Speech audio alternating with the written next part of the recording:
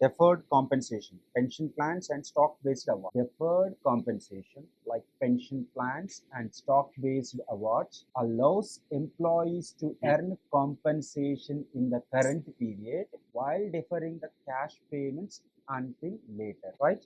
Accounting for these Yes. agreements involves significant management, judgment, and assumption. So, what is a pension plan? Those are two types of pension plans we have: deferred pension plan and defined benefit plans. Defined contribution plans and defined benefit plans. So, what is the pension actually? That the future payment, basically you receive money in the future. Each employee will receive his retirement, right? So that is a pension plan and a stock based award. Okay, Correct. so we have two types of pension plans: defined contribution plan, defined contribution plan. Another one is defined benefit plan. Defined pension plans are two types: one is defined benefit plans and defined contribution plans. So, in the defined contribution plan, the company contributes a fixed amount. The contribution is fixed, right? The company Yes. contributes a fixed amount to employees' retirement account periodically, every month or every quarter or every year. The company is going to contribute a fixed amount to the employees' retirement account. Means the employer contributes a fixed amount to the employees employees account. The account is called retirement account. Now contribution may be dependent factors like years of service. Okay, Correct. based on the service period. You can say service period, years of service, or based on the employee's age, or maybe a percentage of employees contribution, or a percentage of employees contribution. Okay, so this amount contribution made by the company or an employer, the contributions may be depend on factors like service, years of service, employees age, or a percentage of employees contributions, right? So they will invest somewhere, so there is an investment risk, right? The Correct. employee assumes all investment risk as they controlled investment decision, because those they invested somewhere, there is an investment risk. So the employee assumes all investment risks as they control investment decisions. Now, financial reporting, a simple pension expenses equals to the employer's contribution, right? Financial reports in the company, it is very simple. It is a simple pension plan, simple pension expenses. Okay, financial reporting, we will say pension expenses. So pension expenses, those are equal to the employer's contribution. Means employer is contributing, the company is contributing, so company treating it as employer's contribution. The company's contribution is an expense, and once paid, no further liability is recorded on the balance sheet. Okay, if paid, once paid, so expenses are paid, so no liability, right? No liability. Okay, on the balance sheet. If not paid, there will be a liability. Correct? Understand? Yes. If not paid, there will be a liability in the books of company. So the function defined contribution pension plan is nothing but The company contributes a fixed amount, right? But how much he's going to receive, how much the employee is going to be received, we don't know, right? We don't know how much the employee is going to receive. It is depends upon the investment, and there will be a risk, and the amount will come back to the employee hand. The risk is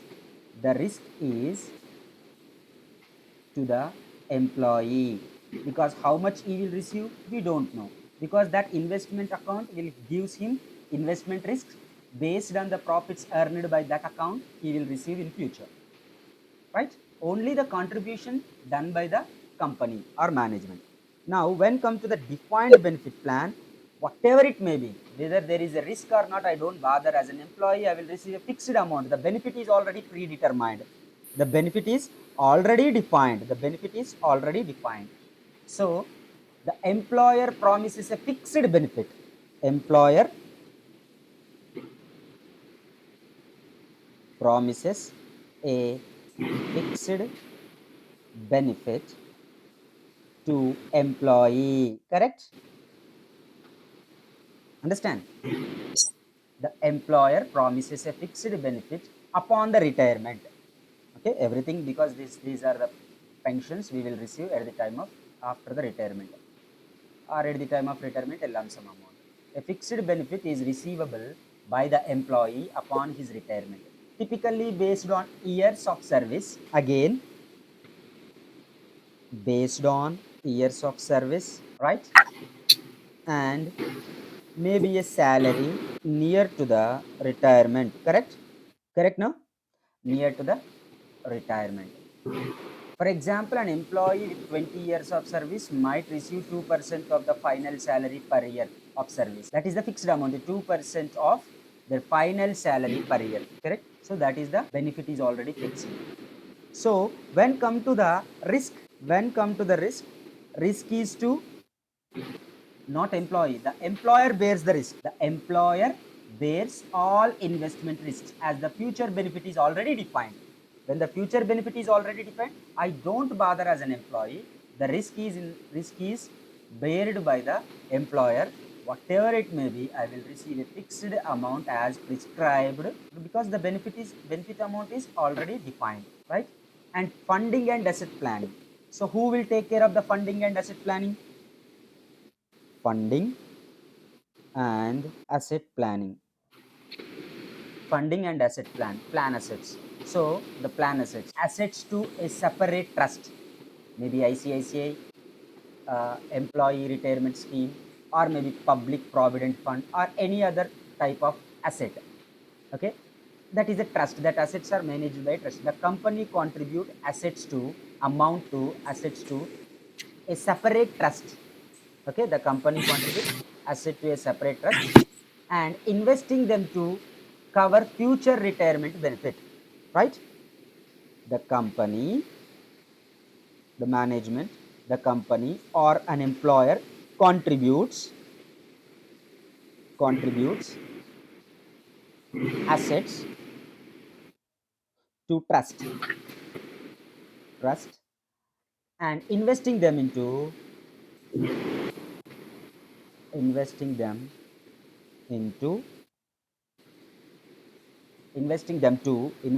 to cover what then we cover future retirement benefit, to cover the future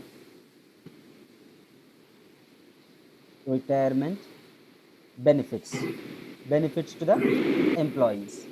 So the fair value of plan assets reflect their current market value. So this is important.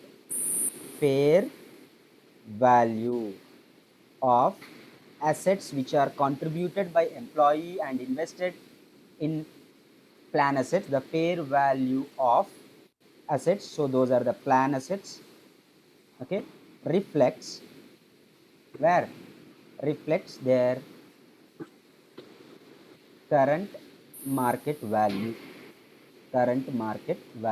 So the current market value of that plan asset, the fair value of the plan asset, right? So this is very much complex while reporting in the financial accounting.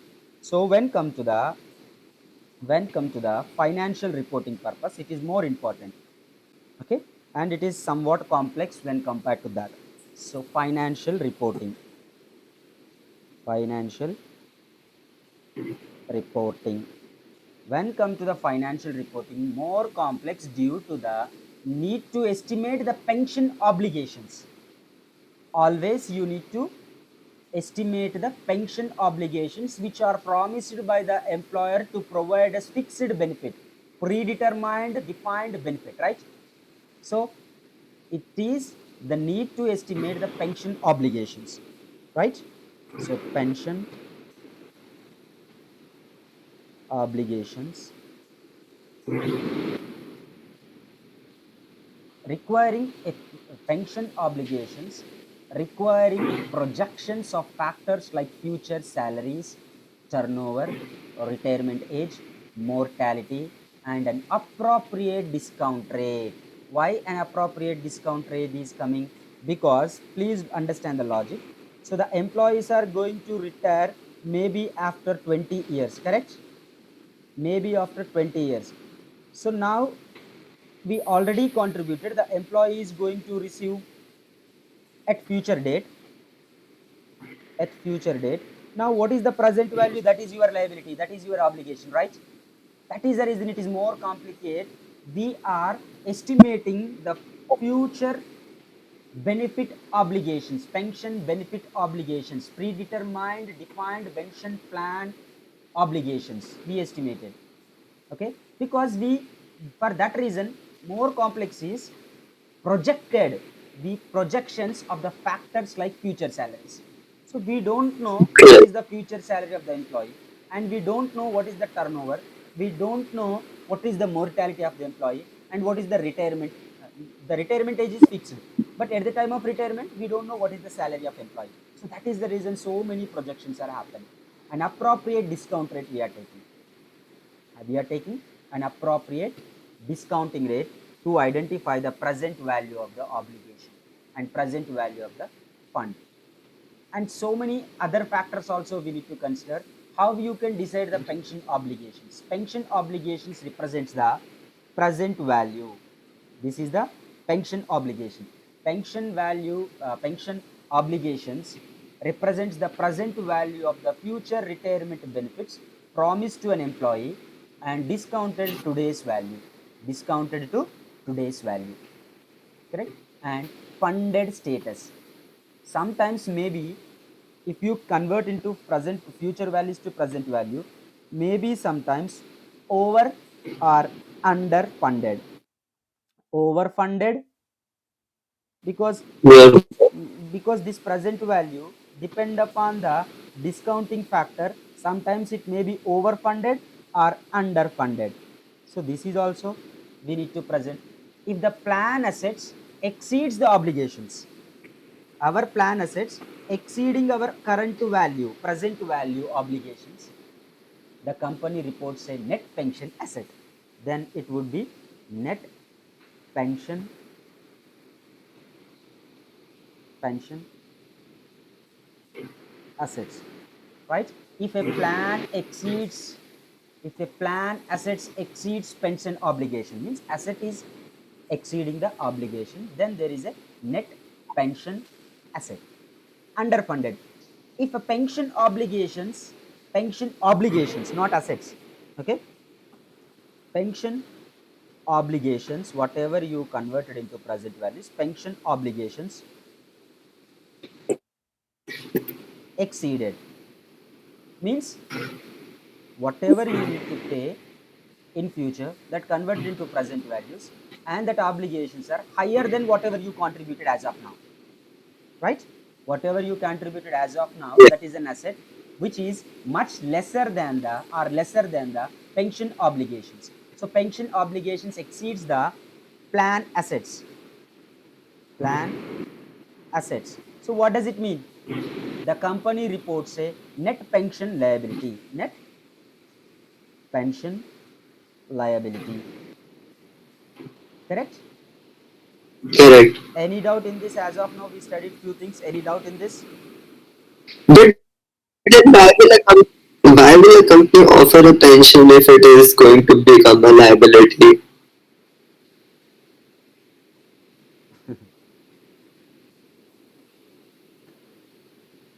Can you ask me again? Why will any company offer a pension to its employees if it can become a liability? Like मतलब कि why समझ लो जैसे कि like if you have a company, right, supposedly you hire 2 3 people, so why will you give them pension option if it is ultimately going to become a liability for you, or it can become a liability for you? It may be asset sometimes, it may be liability. Why? Because we need to protect our employees, right? Because they are serving us at their old age, we need to protect them, right? Correct. Then only the employees work more for us. That's a HR, right? Hmm. Yeah. Next is post retirement healthcare benefits. Another one is post retirement. What is the meaning post retirement? The employee is retired and he is not visiting he is not coming our office to do official works, but he served a lot for us in past, so we are providing them some healthcare benefits also. Healthcare benefits also. Hmm. So post retirement healthcare benefits means these plans cover post retirement healthcare costs of the health of the employee and employee family, but are generally not pre-funded. Generally not pre-funded. Thus, they always present as a liability. We are not pre-funding that. We are not pre-funding. So these plan cover post-retirement healthcare costs of the employee, but are generally not pre-funded. We are not contributing them. Okay, not pre-funded. So when you are not pre-funded, but you are obligated to pay them, right? So it is always a liability because you are responsible for their health care. You promised already. So these plans you cover post-retirement health care costs, but generally not pre-funded by the employer. Thus, they're always present as a liability. So what is the liability measurement? Simple. Okay. How many employees are there? How many employees are retired? So identify the employees, retired employees, and take the probabilities. Take the probabilities, estimated probabilities. So we have 10 employees. From 10 employees, 2 employees may need most healthcare, require more healthcare expenses, right? Is that a Correct. probability you took? Maybe 20%, 0.2 is the probability. Okay. Yeah.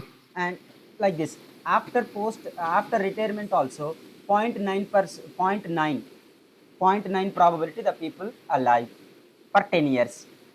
Okay, means zero point 0.1 Correct. not survive, they will die maybe, because we have a past data probability.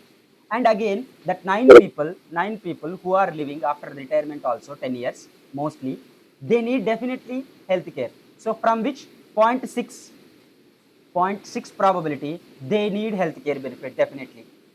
So what type of healthcare they need and what is the expected cost of that during that time? So the future expenses, future expected healthcare cost of retirees, cost for retirees you calculate. So estimated, okay, future healthcare costs for retirees. Understand? So this Yes. is your future liability, right? Then convert into present values. So now it is the present values of expected future healthcare cost for the retirements. That is your liability now. Liability now. This is the liability measurement, and you report the liability in your books of accounts as future healthcare cost for retirees. Liability. The liability represents the present value of expected future healthcare costs for the retirees. So now you understand the post-retirement healthcare benefits, correct?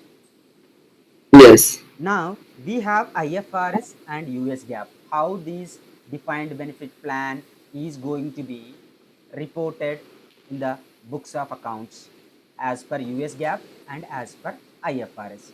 So now financial reporting differences, US GAAP versus IFRS. Done. So defined benefit plan reporting. Both US GAAP and IFRS recognize change in the net pension assets and pension liabilities annually. This part, pension assets and pension liabilities.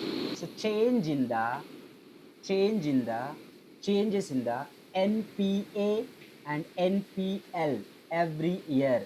Both the US GAAP and IFRS always identifies, recognizes, and record in the books of account what are the changes in the net pension assets and liabilities, right?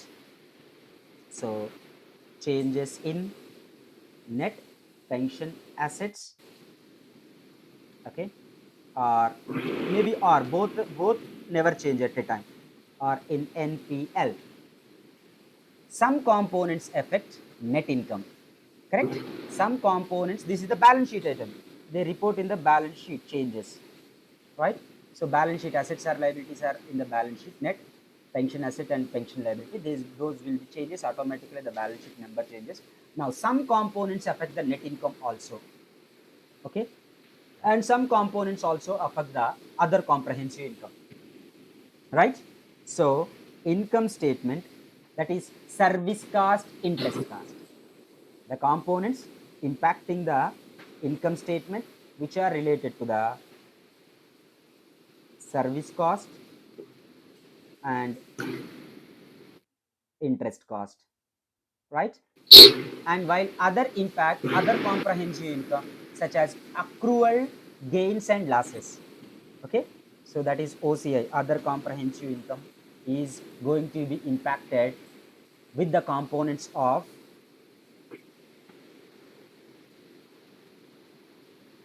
actuarial gains and losses. The total economic costs are the same under both the standards, okay. Total economic Mm-hmm. costs are the same under both IFRS and US GAAP.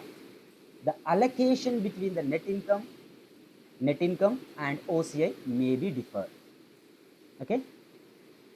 Why we Mm. are doing actually this structured approach to pension plan accounting provides transparency on companies long term obligations, how effectively it funding them, allowing the shareholders to assess the financial health and future cash flow implications related to these benefits. Done. Okay, Correct. right.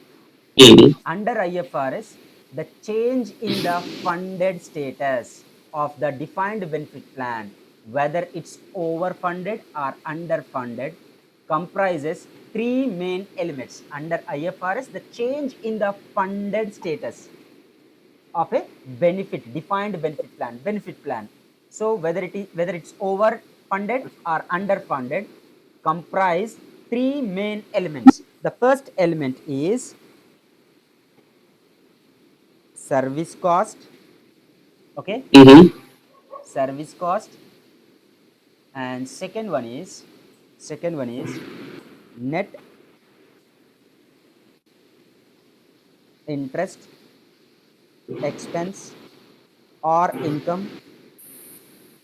Third one is remeasurements, re remeasurements, right? So one by one, Yes. again these are the elements. Under this, some of the components are also there. Service cost, what is the service cost? Service cost reflects the increase in the present value of the pension benefits that employees earn by working an additional year. Increase service cost increases it reflects the service cost reflects the increase in the present value of pension benefits, means that employees earn by working an additional year. So this is the component divided into again two components. This is the element divided into two components, that is service cost current and past. Okay, increase in present value of pension benefits, present value of pension benefits that employees earn by working an additional year, by working an additional year. Following, right? Hello? Yes. Yeah. The first Yeah, yeah. component, the first component is current service cost. Current service cost. This is the current service cost, whatever we studied, the cost of additional pension benefit earned in the current year. Okay, earned by employee by working current year. What is earning? The cost of additional pension benefit. Okay, additional cost, right? The cost of additional pension benefit, additional pension benefit to the employee and cost to the company, right? And past, so already he is working, current is one component, second component is past service cost. The past service cost is nothing but adjustment to the previously earned benefit. So due to changes in the pension plan, so plan amendments, when the plan amendments are happening, so past service cost is adjusted, which are previously earned benefits by employees are adjusted because plan amendments are there. So both current and past service costs are included in the income statement now as a part of annual pension expenses. So there will be a impact on the income statement. So income statement impacted, right? Because of both the current and past service costs are changing. So Yeah. annual pension expenses are changing. So this changes, income statement numbers are changes. So annual pension expenses are going to be changes, right? Next, second one is net interest expenses are incomes. So net interest is calculated on the beginning net pension asset or liability by using the plan's discount. So you already discount rate, already you discounted, right? So this would be, for example, 300 millions, right? Estimated future healthcare benefit example I am saying, or you can come to this point, the future pension obligation you calculated, right? So this is the present value and this is the future value. This future value is, for example, 300 millions. So now you discounted, it comes to around 20 years you are discounting, it is coming around 70 millions. So now the 70 millions is discounted, right? Discount factor with the discount rate r is equal to 10%, for example. So now 10% you multiply, compounded. Okay, you compounded, right? So net interest is calculated on the beginning net pension asset. This is the net pension asset or maybe net pension liability, both are equal. So beginning net pension asset or liability using the discount rate, means compounded interest rate. The same discount rate, whatever you discounted, now you are compounding again to bring that value to 300 million at the end of the 20 years, right? If the plan is understated, if the plan is underfunded, for example, so there is a net liability, underfunded, there is a net liability, you will calculate on the net interest expenses, right? Because Yes. the net liability is underfunded, if the plan is underfunded, the firm reports net interest expenses. So underfunded, so liability, Then at 10%, they will record interest expenses, because on liability we will calculate interest expenses, right? When it is overfunded, the net assets, pension assets, we will calculate at the rate of 10%. That is the interest income. Done. So if the plan is underfunded, Yes. that is a net liability. The firm reports an interest expenses. If the plan is Yeah. overfunded, that is an asset, the firm reports interest income. So there will be interest income and expenses are we will record in the income statement. No, there will be an impact on the income statement. So impact on income statement. What is the impact? So the net interest expenses or income is also reported in the income statement, and the contributions to the annual pension plan. So interest, income, expenses and contributions for the year. Okay, contributions to the annual pension expenses, right? Contributions to the annual pension expenses we will record, because this interest component, the net pension liability on the balance sheet, should be treated as a debt for leverage calculations. Okay, should be used for the leverage calculations because it's a long term liability, right? It's included in the long term liability. So now remeasurement. When come to the remeasurement, remeasurements captures changes in the funded status arising from actual gains and losses, as well as difference between the actual and expected returns on the plan, right? So you need to remeasure because the difference. Actuarial gains and losses because change is due to the revised actual assumptions, such as adjustment to the salary growth rate. When the salary growth rate you are estimated in the previously, see, I already told you the future payments, future benefit is decided by the salaries, correct? Employee Correct. salaries and company sales turnover, retirement age, and mortality factors. These numbers are already estimated, right?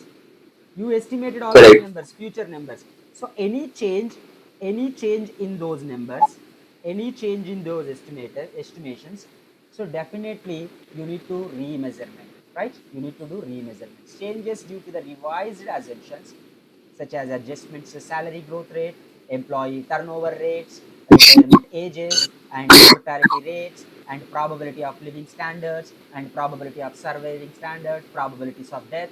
So definitely the gains and losses are reported again. So the difference between expected and actual return plans. Okay, the expected returns on plan assets and the actual returns on the plan assets, those differences, okay, those differences, right? So this discrepancy occurs because the expected return is accounted for in the income statement, while the actual returns affects the plan's funded status directly, right? Now you need to bring the OCI, because unrealized nature. OCI is other comprehensive income, right? So under IFRS, remeasurements are not included in the income statement because those are the expected returns. So these will the, the expected returns accounted in the income statement, okay, and the actual returns affects the plan's funded status directly. Then other comprehensive income coming into the picture. When IFRS remeasurements are not included in the income statement, instead they are recorded in the other comprehensive income within the shareholders equity. Okay, so OCI is coming under IFRS. We are talking about IFRS, right? Now Yes. we will discuss the summary here simply. Okay, what is the component? Service cost. What is the description for this? What is the description for this? The description is very Service simple. cost Service cost is the change in. additional pension benefit earned in the year, includes past service cost. Two, Service cost includes current and past service cost adjustments. So additional pension benefit earned in the year and past service cost adjustments. Impact is there. Impact on the impact description, impact service cost description, you know, and impact is on income statement. The part is pension expenses, pension expenses impact. Understand? Now Can you repeat that?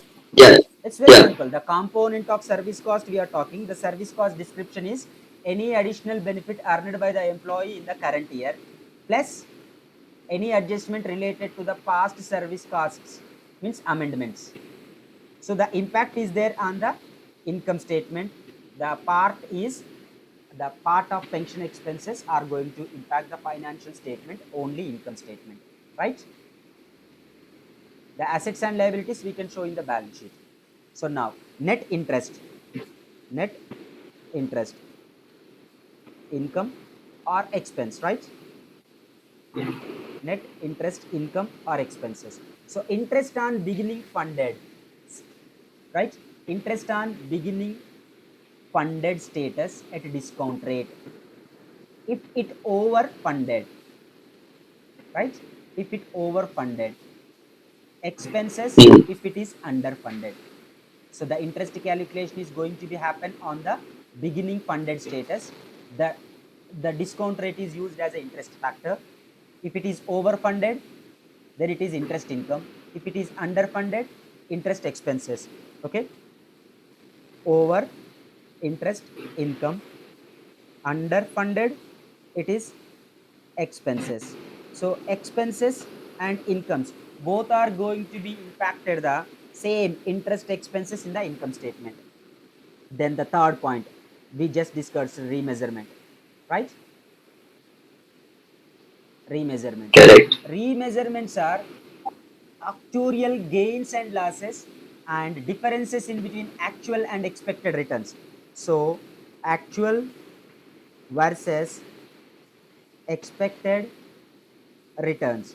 So expected returns already you are writing in the income statement, right? Expected returns already you are writing in the income statement. Okay.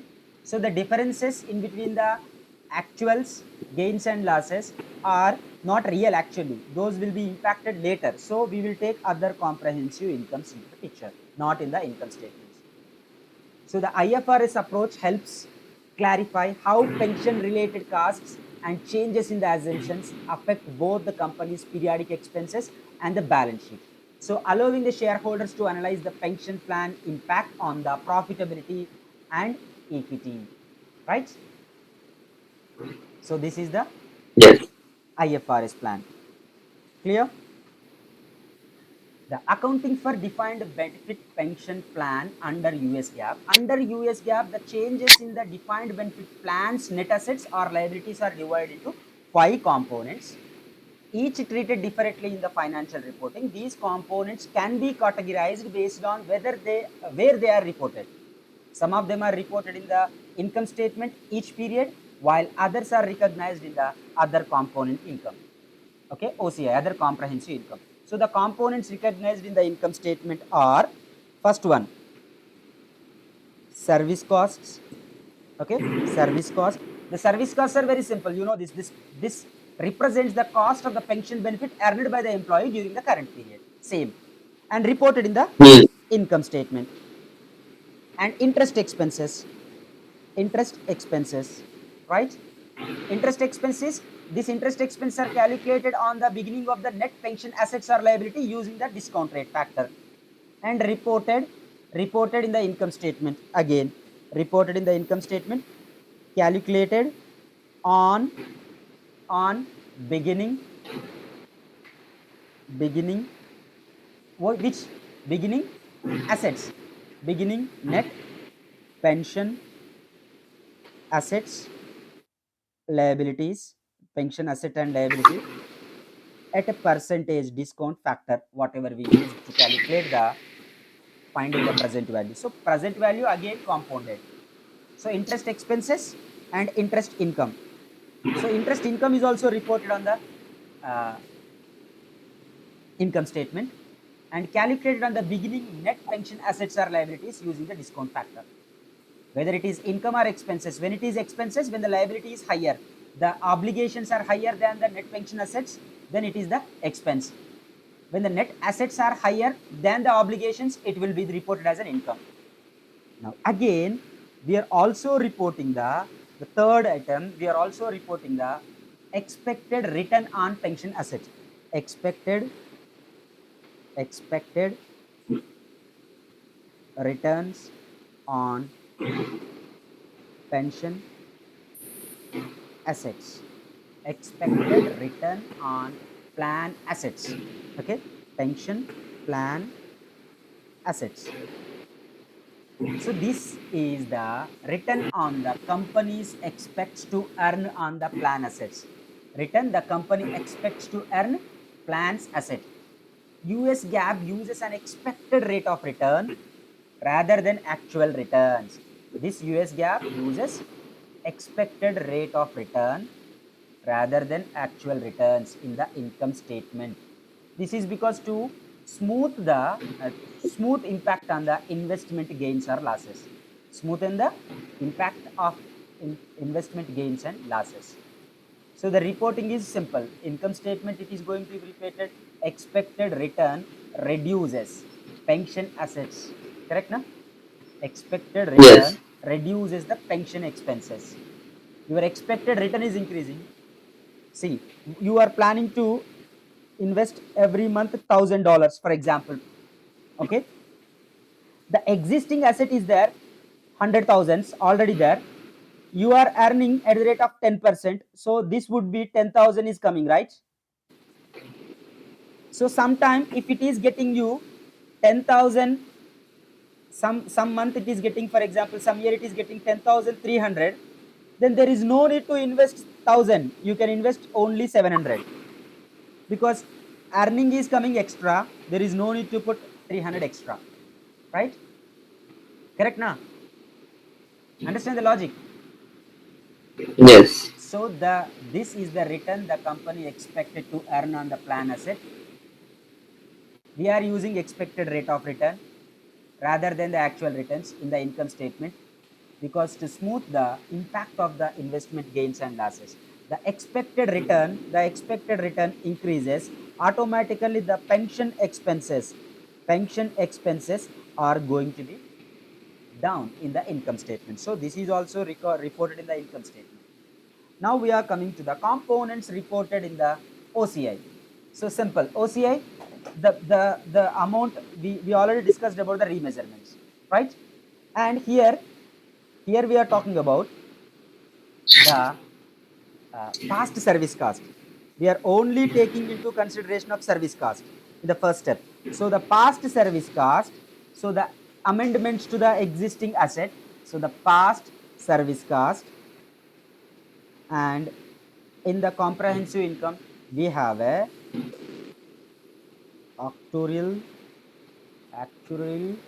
gain and gains and losses we will report in the other comprehensive income. So the past service cost, what is the past service cost? The cost related to the plan amendments or changes that affects the benefits earned in the prior periods. Under the US GAAP, these costs are recognized initially in the OCI and then amortized over average remaining service life. Okay. So initially we can recognize in the OCI and then amortizing over the average remaining service life of the affected employees, right? And reporting, it's very simple. We will record in the OCI and amortize to the net income over life, providing a gradual impact. Okay, then Yes. this part, actuarial gains and losses. So these are changes in the pension obligations due to updated assumptions. Same mortality rate, salary growth, discounted rate, differences between the expected and actual returns on the plan. We will report in the OCI. other comprehensive income, typically amortized into income statement over time. However, US GAAP also allows firm to recognize these gains and losses immediately through its approach is less common. Okay, approach is very less common.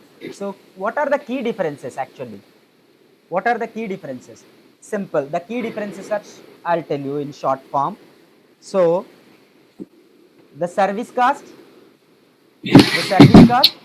pension benefit earned current year, income statement, interest income and interest expenses calculated beginning of the fund, income or expenses, interest income and expenses calculated using the discount factor on the beginning of the funded status.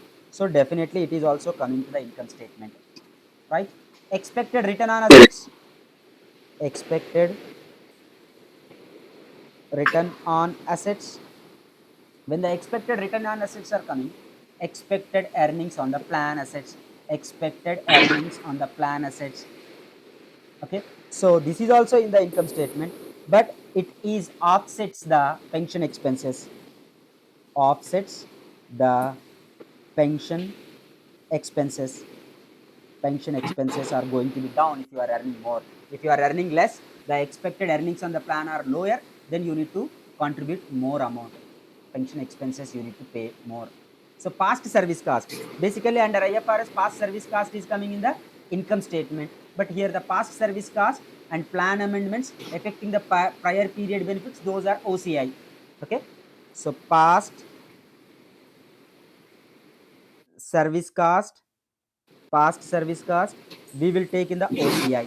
So plan amendments affecting prior period benefits, so that the amendment, the amount we will record in the OCI, and that is amortized to the income statement. Every year we will amortize based on the life.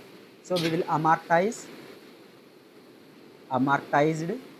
to the income statement over time, over life, right? And the third one, last one, okay, actuarial gains and losses. These are the changes due to updated actuarial assumptions. Any assumptions, age, salary. Then this is also OCI, amortized or can be recognized immediately in the income statement. Recognized immediately, not income statement. OCI, immediately. Okay, amortized like over life in the income statements. This approach under US GAAP ensures the different aspects of the pension plan costs are recognized appropriately, balancing the income statement impact with the adjustments in OCI to account for long-term pension obligations. Okay,